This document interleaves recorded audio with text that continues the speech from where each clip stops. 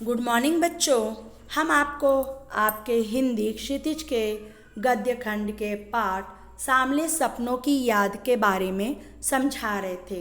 कल हमने आपको बताया था कि ये जो पाठ है इसके लेखक जाबिर हुसैन हैं। उन्होंने ये संस्मरण लिखा है और ये जो जाबिर हुसैन हैं उन्होंने प्रसिद्ध पक्षी विज्ञानी जो थे सालिम अली उनके बारे में इस पाठ में बताया है।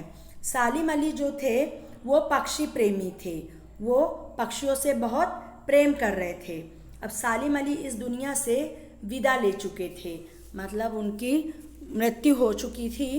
तो उसी के बारे में ये पाठ लिखा गया है कि अभी तक तो था कि एक ऐसा सफ़र रहता था कि जो सालिम अली है वो सफ़र पे निकलते थे और उनके वापस आने की संभावना रहती थी कि अभी वो पक्षियों के बारे में जानकारी प्राप्त करके वापस आएंगे। लेकिन ये जो सफ़र था वो उनका आखिरी सफ़र था और इस भीड़ भाड़ की ज़िंदगी और तनाव के माहौल ने सालिम अली का यह आखिरी पलायन था। पलायन का मतलब होता है भाग जाना। तो अभी तक अगर वो भागते थे तो वो पक्षी की खोज में भागते थे, उसकी जानकारी प्राप्त करने भागते थे। लेकिन अब उनके ज़िंदगी का आखिरी सफ़र है, वो अब यहाँ से विदा ले रहे हैं।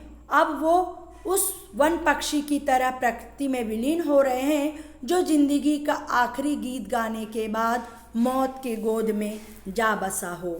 कोई अपने जिस्म की हरारत और दिल की धड़कन देकर भी अगर उसको लौटाना चाहे तो वह पक्षी अपने सपनों के गीत दोबारा कैसे गाएगा। जैसे अगर कोई पक्षी की अगर मृत्यु हो गई, वो गीत गाते हुए इस दुनिया से विदा ले लिया, तो आप चाहे कुछ भी कर लो, आप उसको वापस नहीं ला सकते।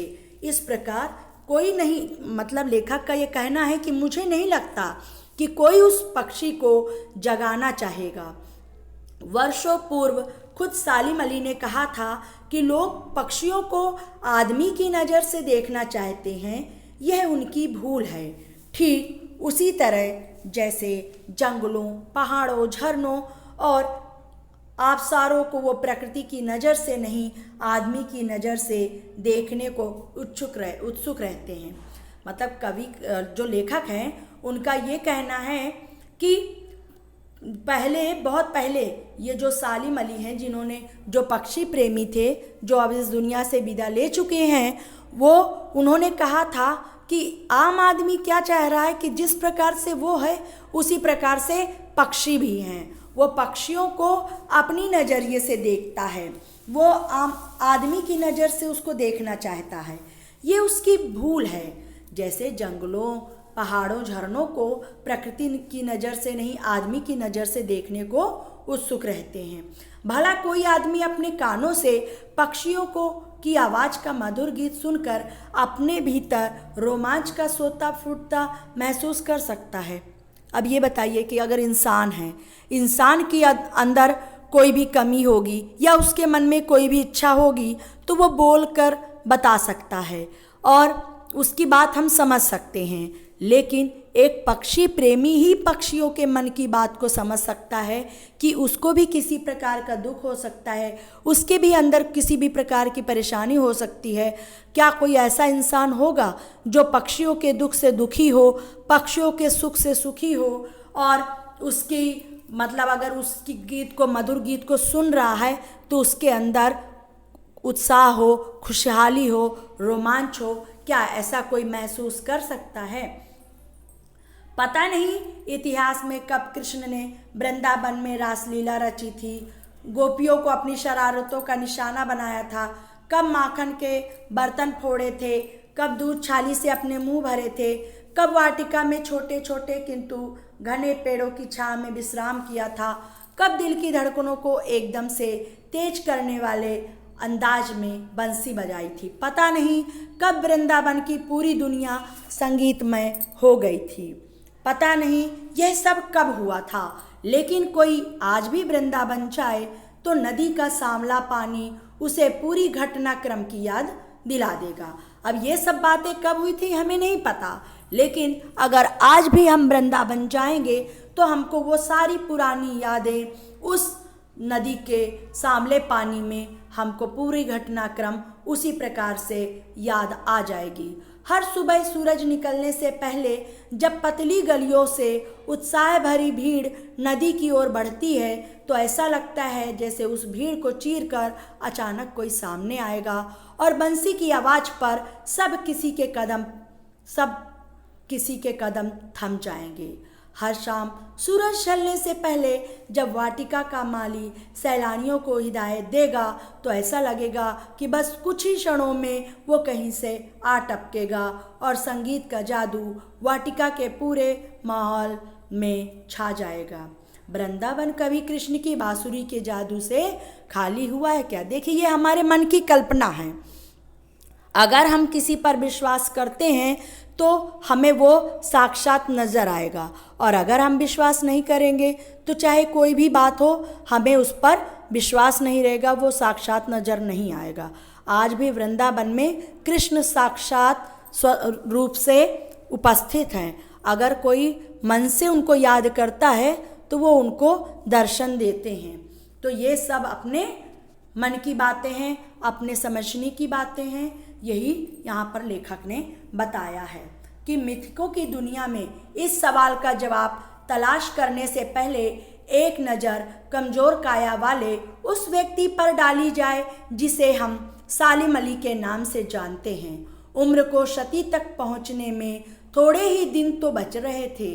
संभव है लंबी यात्राओं की थकान ने उनके शरीर को कमज़ोर कर दिया हो और कैंसर जैसी जानलेवा बीमारी उनकी मौत का कारण बनी हो, लेकिन अंतिम समय तक मौत उनकी आंखों से वह रोशनी छीनने में सफल नहीं हुई जो पक्षियों की तलाश और उनकी हिफाजत के प्रति समर्पित थी। सालिम अली की आंखों पर चढ़ी दूरबीन उनकी मौत के बाद ही तो उतरी थी। अब यहाँ पर लेखक बता रहे हैं कि इस प्रकार की मिथक की दुनिया जो है, इस सवाल का जवाब ढूंढने के लिए कभी उस कमज़ोर काया जो हमारे सालिम अली थे उन पर भी तो कोई नज़र डाले कि वो कितने पक्षी प्रेमी थे। उन्होंने भी अपने मन की बातें लिखी और बताई हैं। कभी क्या किसी ने उन पर ध्यान दिया?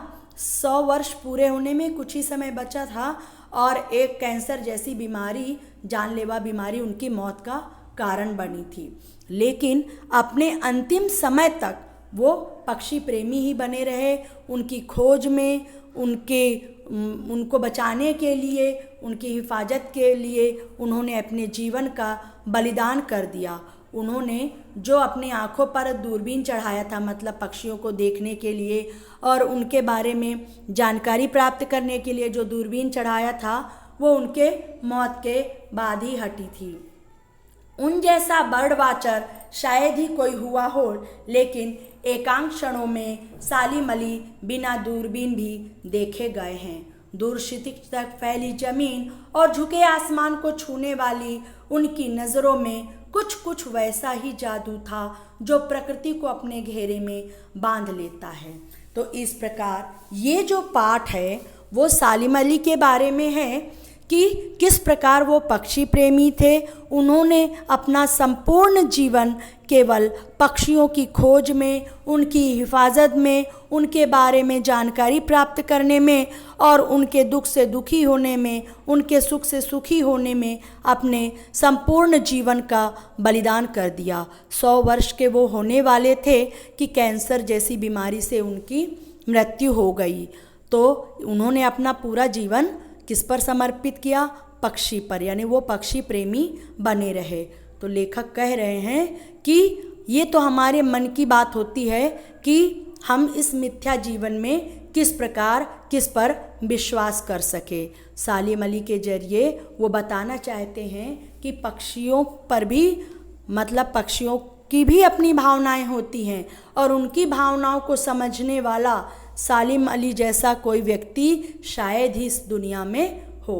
अब बाकी का हम आपको अगली वीडियो में समझाएंगे।